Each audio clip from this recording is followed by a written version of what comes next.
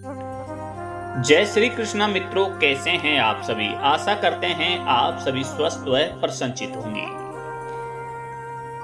मित्रों, आज फिर एक नई ज्ञानवर्धक कहानी आप सभी के लिए लेकर आए हैं। मित्रों, आप सभी से निवेदन है, वीडियो को पूरा और अंत तक देखना है, क्योंकि आधा अधूरा ज्ञान हमेशा नुकसानदायक होता है। दोस्तों, आखिर स्त्रियों की वह कौन सी 3 चीजें होती है जिन्हें प्रत्येक पुरुष को अपनी पत्नी की अवश्य देखना चाहिए। नमस्कार दोस्तों, स्वागत है आप सभी का एक बार फिर से हमारे चैनल प्राचीन कथा के अंदर। प्रिय दर्शकों, अगर कोई भी पुरुष अपनी पत्नी की इन 3 चीजों को गलती से भी देख लेता है या छुपकर देख लेता है, तो उस पुरुष के घर में कभी भी गरीबी नहीं आती है, जिसके कारण उसके घर में माता लक्ष्मी सदैव वास करती है और माता लक्ष्मी की कृपा दृष्टि उसके ऊपर सदैव बनी रहती है। उसका घर सदैव खुशियों से भरा रहता है। दोस्तों, आज की इस वीडियो में हम आपको बताएंगे कि वे कौन सी 3 चीजें हैं जिन्हें प्रत्येक पुरुषों को अपनी पत्नी की अवश्य देखना चाहिए। दोस्तों, कहानी को शुरू करते हैं। दोस्तों, एक बार भगवान भोलेनाथ जी लंका गए हुए थे। तब भगवान भोलेनाथ स्वर्ण से सुसज्जित सिंहासन पर विराजमान थे। तभी अचानक से उनके पास रावण की पत्नी देवी मंदोदरी आती है। तब भगवान भोलेनाथ जी उन्हें देखते हैं। तब देवी मंदोदरी अपने मन में कुछ सोच रही थी और बहुत परेशान थी लग रही है, बहुत परेशान भी लग रही है। उनको यूं चिंतित देखकर भगवान भोलेनाथ जी देवी मंदोदरी से कहते हैं, हे देवी मंदोदरी, आप चिंतित लग रही हैं। आप किस बात को लेकर इतना चिंतित है? आप निश्चित होकर मुझसे कहिए, हम आपको आपके सभी प्रश्नों के उत्तर अवश्य देंगे। भगवान भोलेनाथ जी की बात सुनकर देवी मंदोदरी उनसे कहती है, हे भोलेनाथ, आज मेरे मन में एक विचित्र सा प्रश्न उठ रहा है और मेरा वह प्रश्न यह है कि स्त्री की वह 3 कौन सी चीजें होती है जिन्हें प्रत्येक पुरुषों को अपनी पत्नी की अवश्य देखना चाहिए और जिसे देखने वाले व्यक्ति कभी भी गरीब नहीं रहता है। तब भगवान भोलेनाथ जी देवी मंदोदरी से कहते हैं, हे देवी मंदोदरी, आपका यह प्रश्न सच में अत्यंत विचित्र है, किंतु समस्त मनुष्यों के लिए भी उपयोगी है। और आज आपने अपने इस प्रश्न को पूछकर पूरी मानव जाति का उद्धार कर दिया है। लेकिन मैं आपको आपके इस प्रश्न का उत्तर देने से पहले आपको मैं एक अत्यंत महत्वपूर्ण कथा सुनाना चाहता हूँ, जिसको आपको पूरे संयम से पूरे शुरू से लेकर अंत तक पूरा सुनना होगा, क्योंकि आधा अधूरा ज्ञान हमेशा हानिकारक होता है। फिर देवी मंदोदरी भगवान भोलेनाथ जी से कहती है, हे प्रभु, मैं आपको विश्वास दिलाती हूँ कि मैं इस कथा को शुरू से अंत तक पूरा अवश्य सुनूंगी और इस कथा को पूरे ब्रह्मांड में भी विख्यात करूंगी। दोस्तों, आपने अभी तक इस चैनल को सब्सक्राइब नहीं किया और कमेंट्स बॉक्स में हर हर महादेव नहीं लिखा है तो तुरंत लिख दीजिए, ताकि भगवान शंकर की कृपा आप पर और आपके पूरे परिवार पर हमेशा बनी रहे। प्रिय दर्शकों, इस कथा को पूरा सुनेगा और कमेंट में जो हर हर महादेव लिखेगा, उनके परिवार पर हमेशा कृपा बनाए, भगवान शंकर हमेशा कृपा बनाए रखेंगे। तो दर्शकों, भगवान भोलेनाथ जी देवी मंदोदरी से कहते हैं, ये देवी मंदोदरी, किसी समय की बात है। किसी नगर में एक किसान रहता था। वह बहुत ही गरीब था। उसके घर में खाने पीने का कोई सामान तक नहीं था, यहाँ तक कि उसे पहनने के लिए कोई वस्त्र भी नहीं थे। वह एक वस्त्र पहनता था। उसकी पत्नी बहुत ही सुंदर थी और वह अपनी पत्नी से बहुत प्रेम करता था, किंतु उसकी पत्नी को सुंदरता पर बहुत अहंकार था। अपने इसी अहंकार के कारण वह घर में अपनी ही मनमानी किया करती थी। इसलिए वह किसान ज्यादा परेशान रहने लगा था, क्योंकि अब उसकी पत्नी उससे बात बात पर लड़ाई झगड़ा करने लगती थी। इस तरह से उसके घर में प्रतिदिन कलेश होने लगे थे। उसकी पत्नी उसे ताने भी मारने लगी। उसकी पत्नी उसे ताने मारते हुए कहती थी कि तुम्हारे पास तो कुछ भी नहीं है, तुम तो कंगाल हो, पता नहीं मैंने तुमसे विवाह कैसे कर लिया। इस घर में ना तो पीने के लिए पानी है, ना ही भोजन की सामग्री और ना ही पहनने के लिए कोई वस्त्र है। करूं तो क्या करूं, तुम तो कोई कार्य भी नहीं करते हो। अपनी पत्नी की ऐसी बातों को सुनकर उस किसान को बहुत बुरा लगता था, लेकिन उसे समझ में नहीं आ रहा था उसके साथ ऐसा क्यों हो रहा है। इसलिए वह किसान बहुत ही चिंतित रहने लगा और उसका मन किसी कार्य में भी नहीं लग रहा था। फिर धीरे धीरे उसे और भी गरीबी का सामना करना पड़ा, इसलिए उसे अपने सभी खेतों को भी बेचना पड़ गया। लेकिन अभी भी उसकी गरीबी में कोई सुधार नहीं आ रहा था, जिसके कारण से वह बहुत ही परेशान रहने लगा था। एक दिन की बात है, वह किसान अपने किसी कार्य से कहीं जा रहा था। तभी अचानक से उसने देखा कि एक महात्मा जी अपनी कुटिया के समीप बैठे ध्यान साधना में लीन है। तब वह किसान अपने मन में कुछ सोचने लगता है कि यह महात्मा जी मुझे कोई दिव्य पुरुष जान पड़ते हैं, क्यों ना मैं इनके पास चलकर देखूं, शायद यह महात्मा जी मुझे मेरी समस्या से छुटकारा दिला दे। इतना सोचकर वह किसान उस महात्मा जी के पास पहुंच जाता है और अपने दोनों हाथों को जोड़कर बहुत जोर जोर से विलाप करने लगता है। तब कुछ देर बाद वे महात्मा जी अपनी आंखें खोलते हैं और देखते हैं कि उनके सामने एक युवक बैठा हुआ है जो बहुत जोर जोर से विलाप कर रहा है और विलाप करते ही जा रहा है। फिर वे महात्मा जी उस किसान से कहते हैं कि हे पुत्र, तुम कौन हो और विलाप क्यों कर रहे हो। उन महात्मा जी की बात को सुनकर वह किसान उनसे कहता है कि हे मुनिवर, मैं इस नगर का एक गरीब किसान हूँ और मैं इस वजह से विलाप कर रहा हूँ क्योंकि मेरी पत्नी मुझसे लड़ाई झगड़ा करती है और मुझे ताने मारती रहती है कि तुम्हारे पास क्या है, तुम तो कंगाल हो, इस घर में खाने पीने पहनने के लिए कुछ भी नहीं है, पता नहीं मैंने किसके साथ विवाह कर लिया है। इसी तरह के ताने मेरी पत्नी प्रतिदिन मारती रहती है, लेकिन मैं बहुत मेहनत करता हूँ, फिर भी थोड़ा सा ही धन कमा पाता हूँ जिससे मैं अपने परिवार का पालन पोषण करता हूँ। वह किसान आगे कहता है, हे मुनिवर, आप मुझे वह उपाय बताए जिसको करने के बाद मेरी पत्नी मुझसे झगड़ा ना करे और मैं बहुत जल्द धनवान बन जाऊं। उस किसान की बातों को सुनकर वे महात्मा जी उससे कहते हैं, हे पुत्र, तुम पहले विलाप करना बंद करो। मैं तुमको 3 चीजें बताने वाला हूँ जिसे प्रत्येक पुरुष को अपनी पत्नी की अवश्य देखना चाहिए, और अगर कोई भी पुरुष अपनी पत्नी की इन 3 चीजों को देख लेता है तो उस व्यक्ति को धनवान बनने से विधाता भी नहीं रोक सकता है।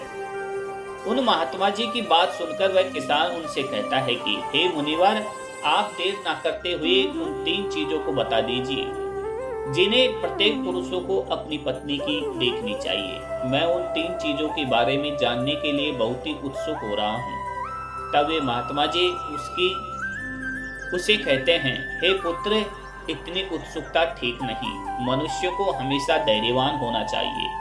तो चलो मैं अब तुमको वे 3 चीजें बता देता हूँ जिन्हें प्रत्येक पुरुषों को अपनी पत्नी की उन 3 चीजों को अवश्य देखना चाहिए। लेकिन मैं तुमको उन 3 चीजों के बारे में एक अत्यंत महत्वपूर्ण कथा के द्वारा बताने वाला हूँ, इसलिए तुमको मुझसे एक वादा करना होगा कि जब मैं इस कथा को सुनाऊंगा तब तक तुम्हें इस कथा को सुनना होगा। उन महात्मा जी की बात सुनकर वह किसान उनसे कहता है कि हे मुनिवर, मैं आपको विश्वास दिलाता हूँ, मैं इस कथा को शुरू से लेकर अंत तक पूरा अवश्य सुनूंगा। दोस्तों, भगवान भोलेनाथ जी देवी मंदोदरी से कहते हैं, हे देवी मंदोदरी। वे महात्मा जी उस किसान से कहते हैं, हे पुत्र, किसी नगर में एक व्यापारी रहता था। वह उस नगर का सबसे बड़ा व्यापारी था। उस व्यापारी और उसकी पत्नी में आपस में बहुत प्रेम था। वे दोनों एक दूसरे से बहुत प्रेम करते थे और उनके घर में कभी भी लड़ाई झगड़ा नहीं होता था। कभी भी किसी को लेकर भी व्यापारी और उसकी पत्नी के बीच में किसी भी प्रकार का कोई क्लेश नहीं होता था, इसलिए उसके घर में सदैव माता लक्ष्मी जी का वास बना रहता था। उसे अपने व्यापार में कई गुना सफलता प्राप्त होती थी। व्यापारी और उसकी पत्नी के बीच में इतना प्रेम था कि उसके आस पड़ोस के लोग उनके इस प्रेम को देखकर ईर्ष्या करने लगे थे, जिसकी वजह से कुछ स्त्रियां तो व्यापारी की पत्नी से बात तक भी नहीं करती थी। उसकी पत्नी प्रतिदिन संध्या काल के समय एक दीपक अपने घर अवश्य प्रज्वलित करती थी, लेकिन कुछ स्त्रियां उसे ऐसा भी करने से रोकती थी और कहती थी कि तुम प्रतिदिन संध्या काल के समय अपने घर में दीपक क्यों प्रज्वलित करते हो? ऐसा करने से तुम्हें क्या लाभ होगा? तुम ऐसा मत किया करो। किंतु वह किसी की बात सुनकर भी अनसुना कर देती थी और अपनी मन मर्जी किया करती थी। यहाँ तक वह अपने पति यानी कि उस व्यापारी की कोई भी बात नहीं मानती थी। वह अपने अनुसार घर को चलाती थी और वह व्यापारी भी अपनी पत्नी को किसी भी कार्य को करने से मना नहीं करता था, क्योंकि वह व्यापारी बहुत बुद्धिमान था। वह अच्छी तरह से जानता था कि वह अपनी पत्नी को किसी भी कार्य को करने से मना करेगा तो निश्चित है कि उन दोनों में लड़ाई झगड़ा होता होगा और प्रतिदिन क्लेश होगा, जिसकी वजह से उसका ध्यान अच्छी तरह से व्यापार में नहीं लग पाएगा और व्यापार में हानि होने लगेगी।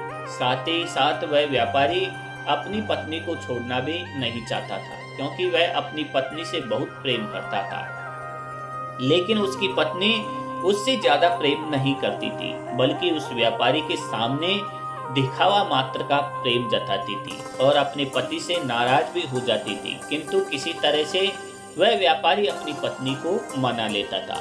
दर्शकों, इस कहानी में आगे बढ़ने से पहले यदि अभी तक आपने इस कहानी को लाइक नहीं किया और चैनल को सब्सक्राइब नहीं किया तो तुरंत कर लीजिए। साथ ही साथ बेल आइकन को जरूर ऑन कर लीजिए, ताकि हमारी हर नई आने वाली वीडियो का नोटिफिकेशन सबसे पहले आपको प्राप्त हो। और कमेंट्स बॉक्स में हर हर महादेव जरूर लिख दीजिएगा। तो दोस्तों, बढ़ते हैं कहानी में आगे। इसी तरह से दिन गुजर रहे थे और वह व्यापारी अपनी पत्नी के साथ सुखपूर्वक से जीवन व्यतीत कर रहा था। फिर भी धीरे धीरे यह बात पूरे नगर में फैल गई और अब उस नगर के सभी लोग उस व्यापारी और उसकी पत्नी के इस प्रेम का उदाहरण देने लगे थे कि फिर जब यह बात उस नगर के राजा को पता चली कि व्यापारी और उसकी पत्नी एक दूसरे से बहुत प्रेम करते हैं, तब उसने अपने सैनिकों को बुलाया और उनसे कहा कि जाओ उस व्यापारी और उसकी पत्नी को बड़े आदर सत्कार के साथ राजमहल में ले आओ। हम उनका सम्मान करना चाहते हैं, लेकिन तुम उन्हें कुछ भी मत बताना। दोस्तों, भगवान भोलेनाथ जी देवी मंदोदरी से कहते हैं, हे देवी मंदोदरी, राज की आज्ञा पाकर सैनिक उस व्यापारी के घर जाते हैं और उसके घर का दरवाजा खटखटाने लगते हैं। फिर कुछ देर बाद व्यापारी अपने घर का दरवाजा खोलता है तो वह देखता है कि उसके सामने राजा के सैनिक खड़े हुए थे। तब वह व्यापारी उन सैनिकों से कहता है कि आप लोग आज मेरे घर क्यों आए हैं? फिर वे सैनिक कहते हैं कि चलिए, आपको राजा साहब ने अपने राजमहल में बुलाया है। फिर राजा के वे सैनिक उन दोनों को अपने साथ राजमहल ले आ रहे हैं। राजमहल में पहुंचकर राजा उस व्यापारी और उसकी पत्नी का अच्छी तरह से अतिथि सत्कार करते हैं। उसके बाद उन्हें थोड़ा सा धन देते हैं, जिसको पाकर वह व्यापारी उसकी पत्नी बहुत प्रसन्न हो जाते हैं और प्रसन्नता पूर्वक अपने घर चले जाते हैं। उसके बाद उस नगर का राजा पूरे नगर में यह ऐलान कर देता है कि आज रात को पूरे नगर में सभी लोगों के घरों में व्यापारी और उसकी पत्नी के बीच इतना प्रेम होने के कारण दीप प्रज्वलित किए जाए, जिससे उस व्यापारी और उसकी पत्नी के बीच के प्रेम की सराहना हो सके। राजा की आज्ञा सुनकर उस नगर के सभी लोगों के घरों में दीप प्रज्वलित किए जाते हैं, किंतु उस नगर के सभी घरों के दीपक थोड़ी देर बाद बुझ जाते हैं, लेकिन उस व्यापारी के घर का दीपक अभी भी जल रहा होता था और उस प्रकाश बहुत दूर तक फैल रहा था। फिर उस नगर के राजा ने अपने मन में सोचा कि क्यों ना अब मैं बाहर चलकर देखता हूँ कि किस किसने अपने घरों में दीप प्रज्वलित किया हुआ है और किसका दीपक अभी भी प्रज्वलित हो रहा है। इतना अपने मन में सोचकर वह राजा अपने महल से उस की तरफ देखने लगता है तो उसे दिखाई देता है कि उस नगर में किसी घर में कोई दीपक नहीं जल रहा होता है, लेकिन उस व्यापारी के घर में जलाया हुआ दीपक अभी भी जल रहा था। राजा अभी उस नगर की तरफ देख ही रहा था कि इतने में वहां पर उनकी रानी आ जाती है। तब राजा साहब रानी से कहते हैं कि रानी जी, नगर की तरफ देखिए, नगर के सभी घरों में कोई भी दीपक अभी भी नहीं जल रहा, लेकिन अभी भी उस व्यापारी के घर में जलाया हुआ दीपक अभी भी जल रहा है। इससे स्पष्ट हो जाता है कि उस व्यापारी और उसकी पत्नी के बीच में कितना ज्यादा प्रेम है और उन दोनों के आपस में इतना ज्यादा प्रेम होने का क्या कारण है। वह व्यापारी है क्योंकि वह बहुत ही बुद्धिमान है और अपनी सूझबूझ से अपने घर को चलाता है। लेकिन रानी राजा की बात से सहमत नहीं होती है और राजा से कहती है, हे महाराज, मैं आपकी बात से सहमत हूँ। मेरे हिसाब से होने का कारण है, दोस्तों, भगवान भोलेनाथ जी देवी मंदोदरी से कहते हैं, हे देवी मंदोदरी, इसी बात को लेकर राजा और रानी में बहुत देर तक बहस होती है और बात लड़ाई तक पहुंच जाती है। फिर राजा और रानी के बीच में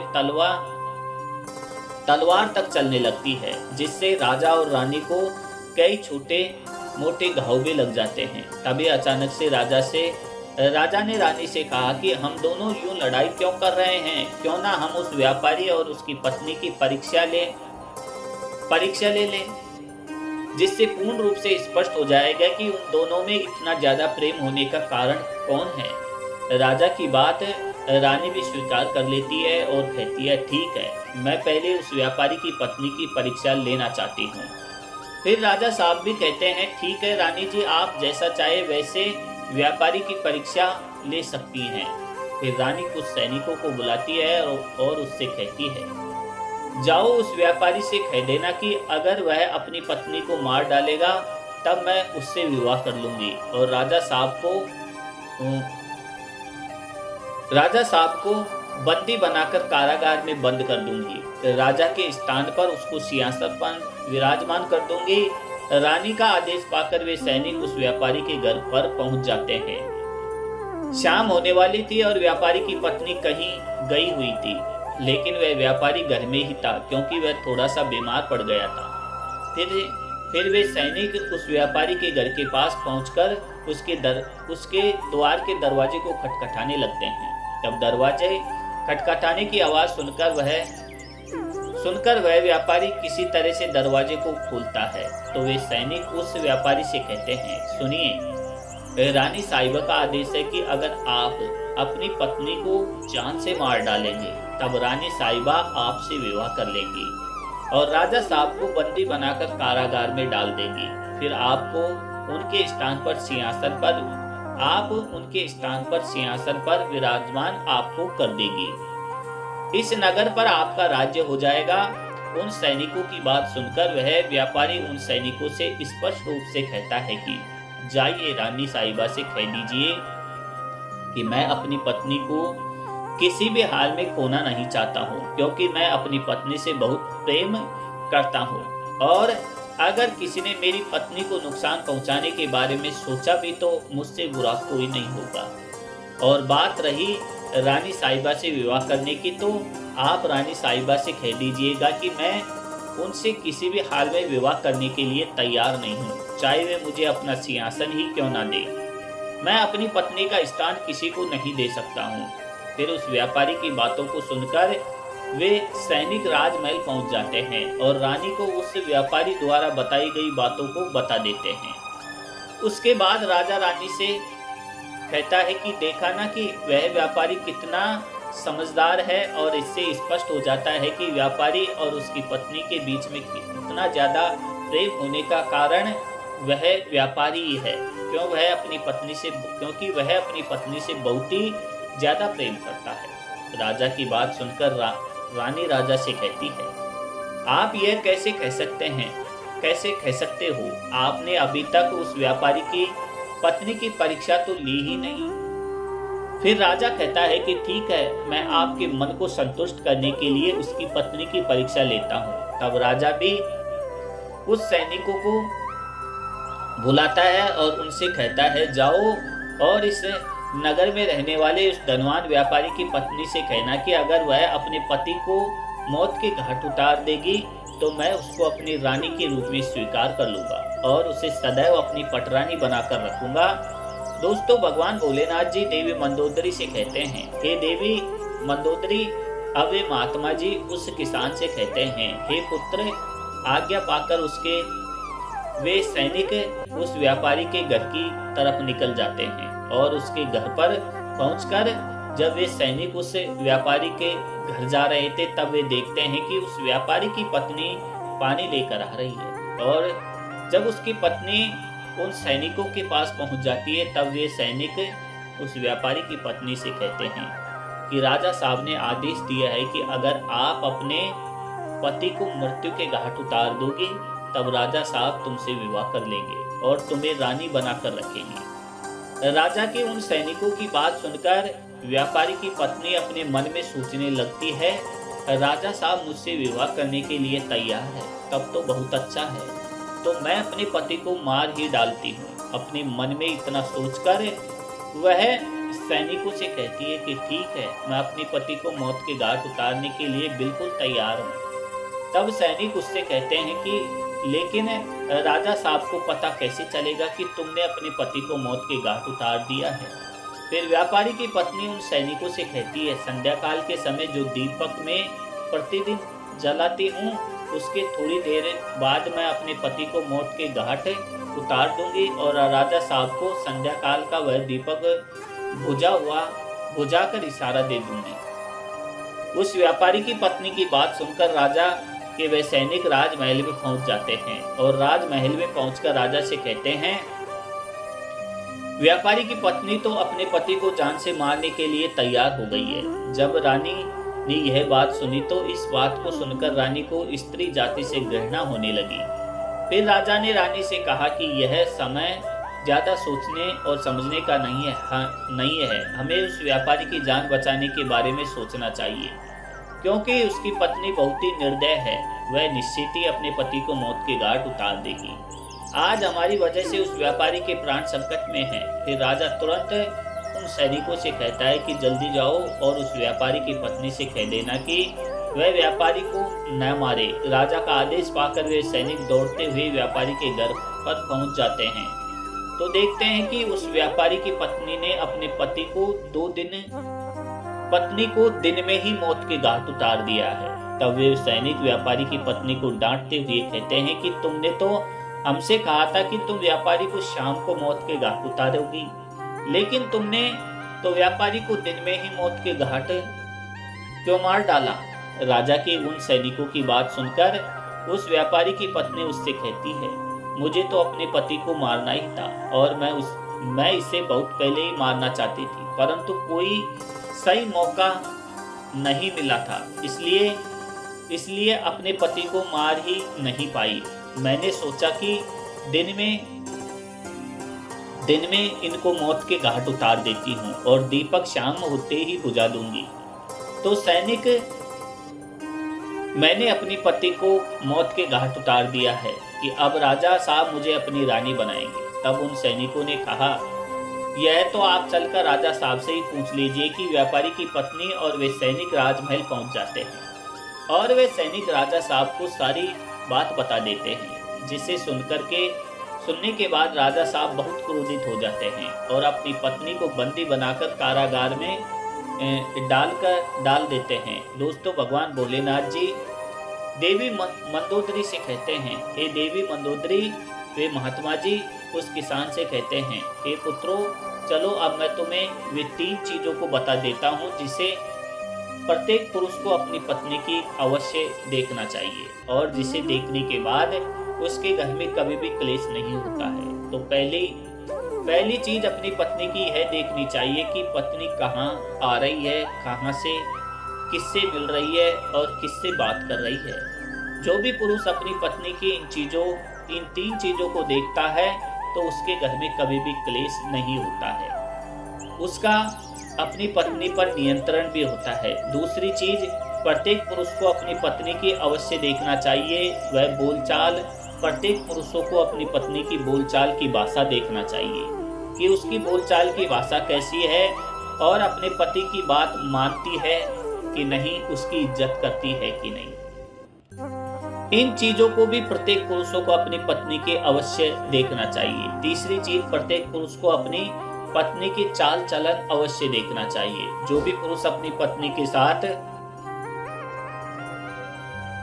अपनी पत्नी के चाल चलन देखता है और अपनी पत्नी को नियंत्रण में रखता है तो उस घर में कभी भी कलेश नहीं होते हैं। लेकिन जो स्त्रियां घर को अपनी ही मनमानी पर चलाती है और पति की बातों को नहीं मानती है, तब उसका भी हाल उस व्यापारी की तरह ही हो जाता है। दोस्तों, भगवान भोलेनाथ जी देवी मंदोदरी से कहते हैं, हे देवी मंदोदरी, अब तो आपको आपके सभी प्रश्नों के उत्तर मिल ही गए होंगे।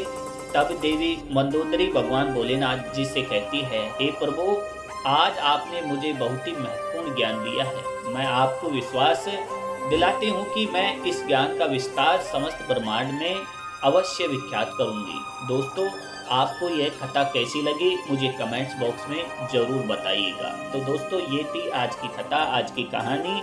आपको कैसी लगी हमें कमेंट्स बॉक्स में जरूर लिख के भेजिए। साथ ही साथ इस चैनल को सब्सक्राइब अवश्य कर लीजिए ताकि हमारी हर आने वाली वीडियो का नोटिफिकेशन आपको प्राप्त होता रहे। तो दोस्तों, मिलते हैं एक और नई कहानी के साथ, एक और नई ज्ञानवर्धक जानकारी के साथ। तब तक के लिए इस पूरी कहानी को अपने इष्ट मित्रों के पास शेयर जरूर कीजिएगा। तो दर्शकों, मिलते हैं एक और नई कहानी के साथ। तब तक के लिए जय श्री कृष्ण मित्रों।